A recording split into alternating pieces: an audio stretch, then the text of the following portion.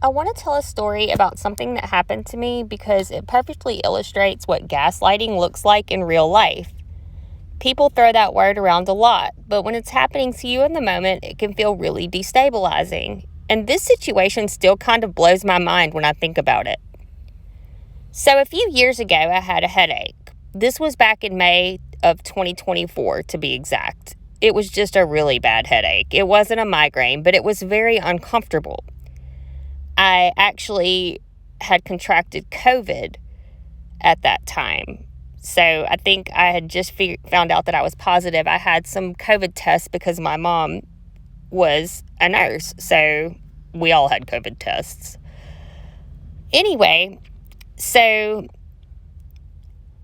it wasn't like I said, it wasn't a migraine. It was just really, really painful. And I was with my boyfriend at the time, and he offered me a small blue pill. He said it would help. I trusted him, so I took it. I didn't ask what it was, and he didn't tell me, which, looking back, that alone should have been a red flag. But when you trust someone, you don't always think to question things like that.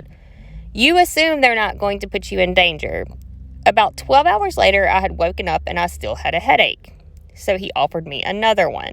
Same thing, a small blue pill. So I took it again, and what happened after that was really strange. I slept, and I slept, and I slept. I'm talking about 3 days solid where I could barely stay awake. I would wake up for very short periods of time, then immediately would be out again.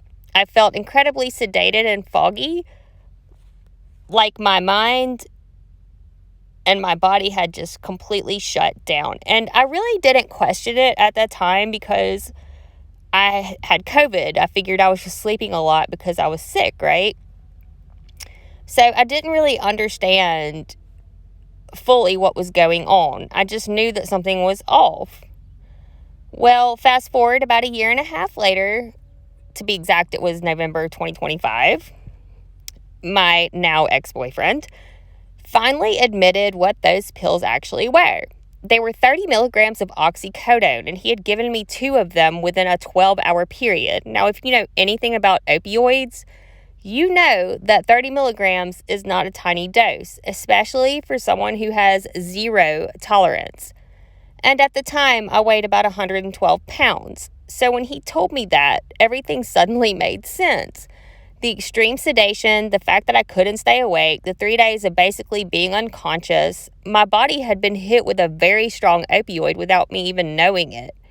And the thing that really stuck with me wasn't just that he did it, it was his reaction when he told me. There was zero remorse, no concern, no, wow, that was irresponsible, I'm sorry. No, there was nothing. He admitted it very casually, like it was just some random detail that didn't really matter. And that alone was already disturbing. But the part that really sent me over the edge happened later when I was talking to his father. His father is a doctor, a retired radiologist, a physician with medical training. So I told him exactly what happened. I explained the situation, and I said something very simple and very true. I said, your son could have killed me. Again, because that's the truth. Giving someone a powerful opioid without telling them what it is, especially when they have zero tolerance, absolutely can be dangerous. It can slow breathing. It can cause someone to stop breathing entirely. That's literally how opioid overdoses happen. So I said that to him, and his response was, you're just taking it literally. And when he said that, I remember thinking, what the hell? And then I said, yes, I am taking it literally because it is literal. That's not a metaphor. That's not an exaggeration. That's not me being dramatic. That's the actual reality of what happened. Your son gave someone a strong opioid without their knowledge. That's not a philosophical statement. That's a factual one. And what really blew my mind in that moment was the fact that this response was coming from a doctor.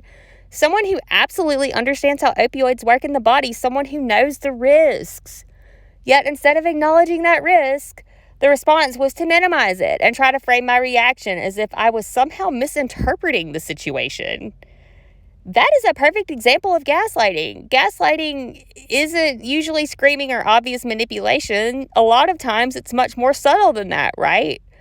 Sometimes it's someone looking at a very clear reality and saying something that subtly tries to make you question your interpretation of it. In fact, many times that is what it is, right? You're taking it literally. You're overreacting. That's not what happened. It's an attempt to shift the conversation away from that behavior itself and onto your reaction to said behavior. And the reason that tactic works so often is because it creates doubt. You start wondering if maybe you are exaggerating. Maybe you are being dramatic. Maybe it wasn't as serious as it felt. And especially when it's coming from someone who is an expert in their field, like a doctor, right?